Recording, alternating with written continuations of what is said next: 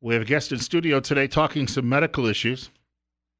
Let's face it, I don't care who you are, how old you are, man or woman. You likely have something occasionally that ails you or that bothers you. A friend of mine said to me yesterday, I'm sleepy all the time. And I thought, well, there's a couple of things going on there. Number one, A, you're not either getting enough, or number two, you got too much stress in the life. Well, actually, it might be related, number one to number two. But we're talking other issues today with Jeremy Daly from Tripp Family Medicine. First of all, welcome back. Thank you. Good to be here. I was looking forward to Lauren last week and then this week. So apparently the rotation is really spinning around and spinning around. I just come when they say go. What's the subject matter today? Well, I wanted to talk about inflammation, something that, in the news and I think in a lot of research nowadays is a really kind of hot topic, something that a lot of people like to talk about when they come into the office. And really inflammation in terms of things like arthritis, things like digestion, things like their brain health, and all of those things. They want to talk about, well, what causes inflammation? Why is inflammation such a big deal? And why do I hear about this on the news? Or, why do I read about this on the internet? And who knows, probably on Facebook. I'm sure there's plenty of news, real or otherwise, floating around about things like inflammation. Want to mention, of course, Jeremy's here until 9 o'clock this morning. And if you've got a question or comment on the subject, it's 208-736-0300. We're at 30 on, we'll call it Better Health with Tripp Family Medicine on News Radio 30, News Radio 1310. I got to get the numbers straight today. News Radio 1310, KLIX, and newsradio1310.com, and Bill Colley handling telephones. You bring this up. I never had any serious issues with inflammation, even when I was playing football and things like that younger. I never had any, occasionally getting bruises and the like. But I broke my ankle about an inch above the ankle. I broke the fibula in 2002. And of course, I walked around for 9 days thinking it was a bad sprain, but my foot was incredibly large around the ankle and then even down around my toes. And when I eventually got it diagnosed at 9 days, I finally got around to getting it x-rayed, and they said it's broken. But they wrapped me up in that fiberglass cast, and the doctor said, before you're out of this, the thing will be rattling around on your foot because the inflammation will go away. Truth is, 6 weeks later, the inflammation was still there and stayed with me probably for a good 6 weeks after I had the cast removed. And I think that in the way I fell when I broke the bone, it twisted.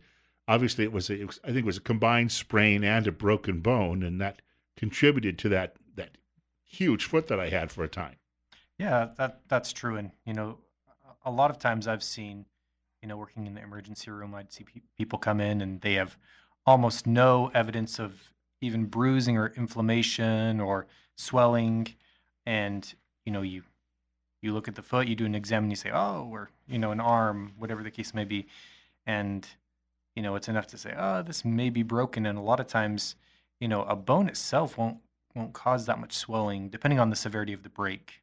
But yeah, soft tissue injury is probably the biggest contributing factor, I think, to inflammation and swelling that happens. That's kind of the body's response to injury is to cause inflammation, and all these cells and fluid come to the area in hopes to heal whatever was injured. Can we sometimes have inflammation to the point though where it's not necessarily that noticeable on the outer part of your body, where it might be taking place in your joints or in your organs? Yeah, certainly. And that's more of the things that I wanted to talk about today. Most of the time, if you have a large degree of inflammation, there's going to be some evidence. But when we talk about things like atherosclerosis, which is basically the hardening, stiffening that happens to the arteries in the body, we think that a lot of it is due to things like plaque formation, and some of that is due to high levels of cholesterol, triglycerides. Basically, you get streaking on the inside of the arteries from those lipids, those fats. And the other issue is inflammation. Besides being kind of clogged up, they get a little bit inflamed, and that can be huge as far as kind of cutting off the supply for blood to the rest of the body. And so there's a lot of negative side effects that maybe aren't perceived initially when it comes to inflammation. We wanted to point out too as well that You sometimes won't even notice it if you've got arthritic knuckles, but part of that is the inflammation going on inside those joints. You don't necessarily, though, have the joints always swelling as a result of it. Not always. I mean, most of the time. I guess when we're talking about different types of arthritis, is that makes a difference. We talk about things like osteoarthritis, which is the most common by far, and that is this progressive degeneration of the cartilage that lines the joint, and over time, as that wears away, you get more bone-on-bone contact. You get more with that bone-on-bone contact, you actually develop things like bone spurring and so that tends to cause hypertrophy to the bone, and so you get these joints, knuckles on the fingers, for instance, that are really large. And the other types of arthritis we talk about are things like rheumatoid arthritis that tend to be autoimmune, that are more like a squishy arthritis.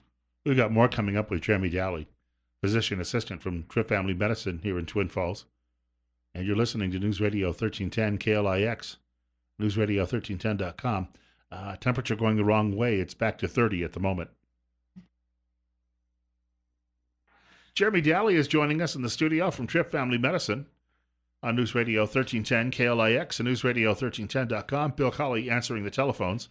The number, if you'd like to reach Jeremy this morning, medical question for him, 208-736-0300. We're back up to 32. The wind changes a little bit now this time of the morning. Temperature jumps around with that.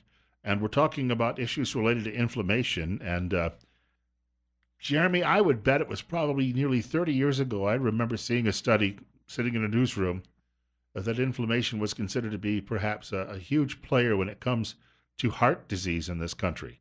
And that if you can reduce the inflammation, you may be able to reduce at least the incidence of heart disease that people have, or at least maybe some of the worst aspects of it. Sure. And in medicine, we're always talking about things that reduce your risk. We call it risk stratification, where we're trying to look at all these different angles and say, what can we do to reduce someone's overall risk for disease? And especially when it comes to things like heart disease, which is basically the number one killer that we see in the U.S. People's hearts are failing them in terms of things like atherosclerosis. Coronary artery disease and I'd mentioned the atherosclerosis earlier, is specific to the heart. The coronary artery disease is specific to the heart. So what we see is that, the same thing happens. You get some streaking, plaque formation, dietary related stuff. Sometimes it's hereditary as well. And, the more inflammation that there is, the smaller those blood vessels are. And let's say one of those plaque formations breaks off, and it can completely block off one of the coronary arteries. And at that point, we're looking at things like heart attacks. And if it goes into the brain, or there's things like that in the brain, strokes. And I mean, that can be devastating. That can be life-ending, life-altering, and quality of life can really change for those who have things like strokes and heart attacks. So I wanted to talk about some specific foods that we can avoid, and things that we can really focus on adding into our diet or eating more of, that make a big difference to reduce inflammation. And certainly, right off the top, candy probably doesn't make the list to help out your situation. Well, I didn't have anything specifically about candy, but when we're talking about things like sugar, which is really what most candy is composed of, that does top the list. Processed sugar tends to cause inflammation. So the more sugar that you eat, the more inflammation there tends to be. So, I'd want you to consider if you have, a lot of joint aches and pains, and they seem somewhat out of proportion to maybe the lifestyle that you lived. I have a lot of patients that come in that have worked really hard. They've been, in jobs that required manual labor and, a lot of effort throughout their career, and it takes a toll on their bodies, and we expect some degree of arthritis. But there's a lot of people that come in and they just ache. There's no really good reason. They've maybe, done an office job like me throughout their career, and not really stressed out their joints, and they have a lot of pain.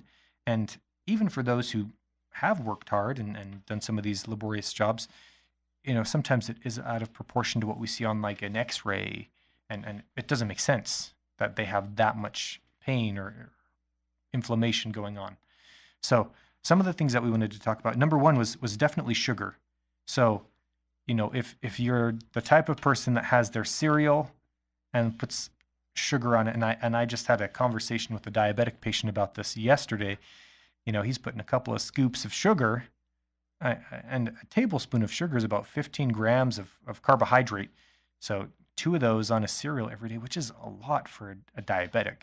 But for anyone, that's still a lot of sugar, along with the sugar you get from milk, which is, lactose. It's a naturally occurring sugar, not as big of a deal. But then, you have whatever cereal you're eating, and most of the time, that's going to fit into like the other category that I wanted to talk about is refined carbohydrates. So, we have our sugars, our white sugars, granulated sugar, brown sugar, things like that fit into that sugar category. And then refined carbohydrates essentially are things like your white breads and your white pastas and your potatoes that have been really processed, those flaky potatoes. All of those things are really, really refined, and your body breaks them down really quickly. And one of the pathways that we metabolize these foods through, there ends up being some byproducts that tend to cause inflammation in the body.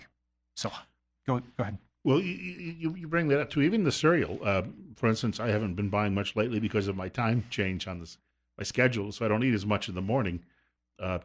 But I would go to the store, whether it be a Winco or a Walmart, and I'd buy the great big discount bags, and I'd buy the almond clusters, and they come a little bit of granola and a few pieces of almonds, and then there's like a flake in there. There's a lot of sugar itself right in the cereal, so before you even put anything like milk on top of it or add any sugar, it's just sugar on top of sugar on top of sugar. Oh, exactly. And that's why we like it. That's why it tastes good. And we kind of lie to ourselves a little bit, right? We see something that, it's got things that look like they could be healthy, but until you really look at what is that food composed of, how many carbs are in that, how many grams of sugar are in that food, but we're really kind of blindly trusting that whatever we're eating is healthy because of however it's marketed or the way that it looks. And so we have to be a little bit more wise about looking at food labels and understanding what our food is made of before we say, oh, that's a healthy food. What about people who say, well, I'm going to put Splenda on it instead? Well, and that's I think another important point. So, and a lot of the information I'm getting today, by the way, is from arthritis.org, which is a great resource for people that have arthritis of any kind. But one of the other issues that we see is a lot of people consume artificial sweeteners, right? So, we talk about things like saccharin and aspartame and sucralose, and all of these are artificial sweeteners of some kind, Splenda and NutraSweet, and they taste good. And it's the same thing. We're not getting any calories from these. That's true. There's no calorie content to any of these artificial sweeteners. But one of the issues is they can be pro-inflammatory, especially at the quantities that they're being consumed at. I have a lot of patients who they have a little water with their Diet Coke, or they may have a cup of water during the day, but for the rest of the day they're having their Diet Dr. Pepper, Diet Coke, their diet soda of choice, and they're really avoiding water because they don't like the way it tastes. And I would definitely say a Diet Coke tastes better than water, but as far as the benefits, there's no comparison.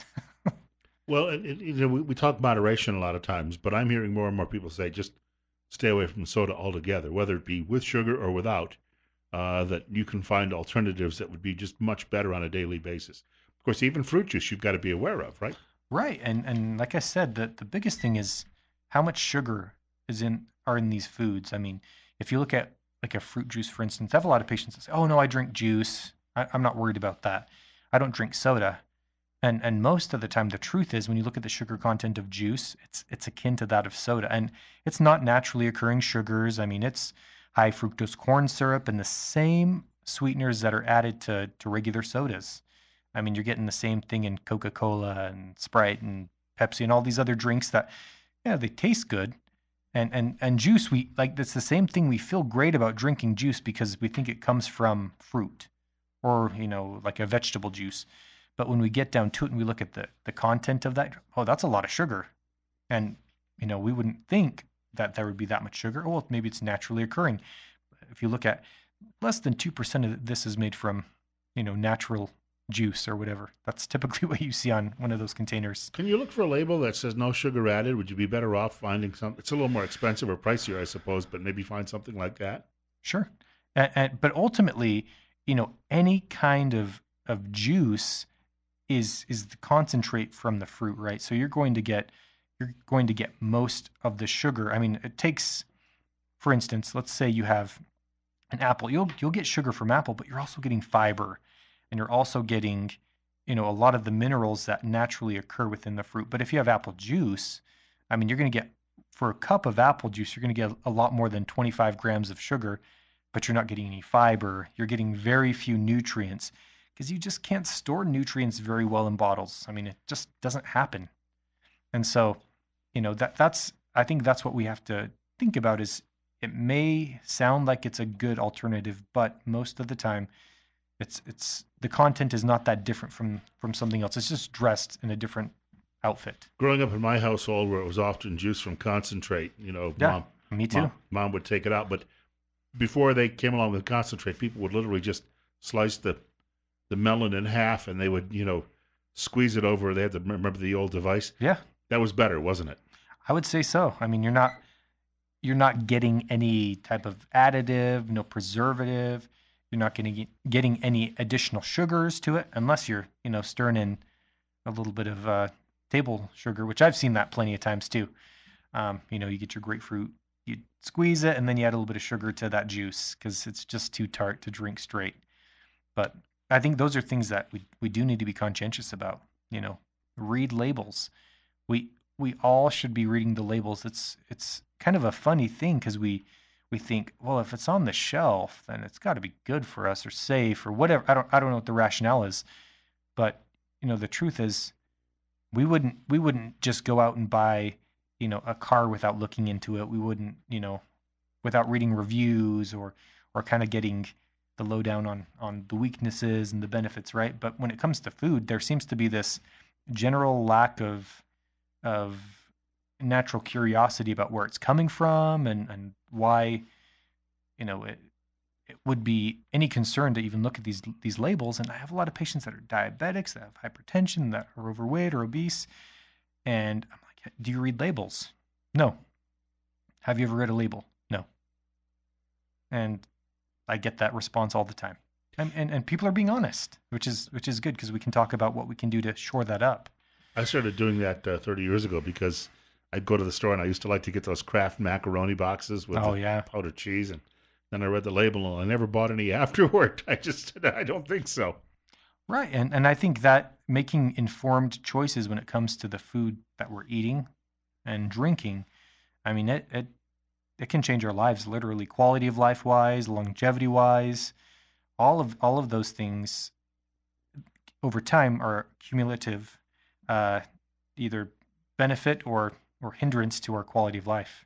When you do this, we've got a couple of minutes to go, but if you follow the diet closely, and even if you do twist your ankle, then your inflammation shouldn't be as bad if you've got a good diet versus, let's say, a diet that is high in carbohydrates and sugars. Oh yeah, I think definitely if you think about it this way, if you're eating foods that are high in carbohydrates, sugars, processed foods, alcohol is another one I wanted to mention, trans fat, saturated fats, all of those things, for the most part, are nutrientless. There's not a lot of vitamins and minerals.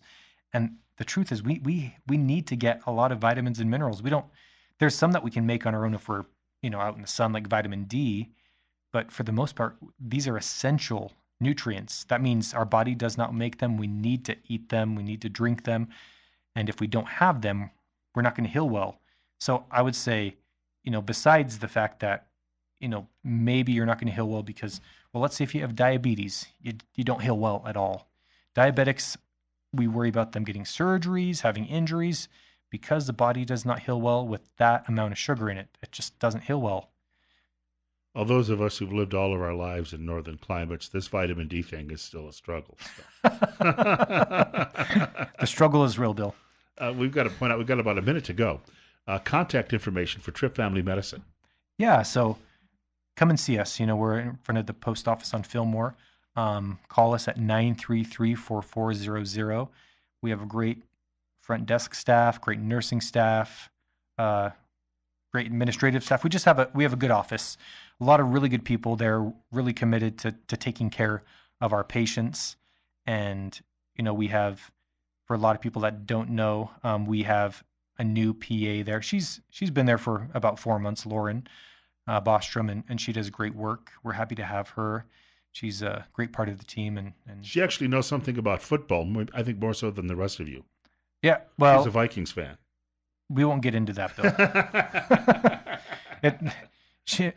When you're born in Minnesota, you don't have any choice. She was born on skates, we should point out, too. That's right. Yes. Well, we'll talk to you again in the rotation sometime within the next month, I'm sure. That sounds good. Wanted to mention, of course, Tripp Family Medicine is on Fillmore Street, directly across from the main post office. And we never mention it enough. You're still looking for new patients, obviously, too. And you try to make that convenient in the sense that the new patient, if they call in the morning early, they can generally get in the same day. But if not, you'll see them the next day. Yeah, we're good about accommodating new patients. And we have a lot of people that come in and they say, they told me it was going to be 2 or 3 weeks to be seen here or there, but you guys got me in the next day. Yeah. And I see that a lot. That was my experience years ago. You'd call up and they'd say, well, 3 weeks from Tuesday, would that be fine? You're thinking, I could be dead by then. It's a little bit like Canadian medicine. It's almost as bad as Minnesota medicine. They're practically next door neighbors, right? Hey, we'll talk to you again soon. Thank you.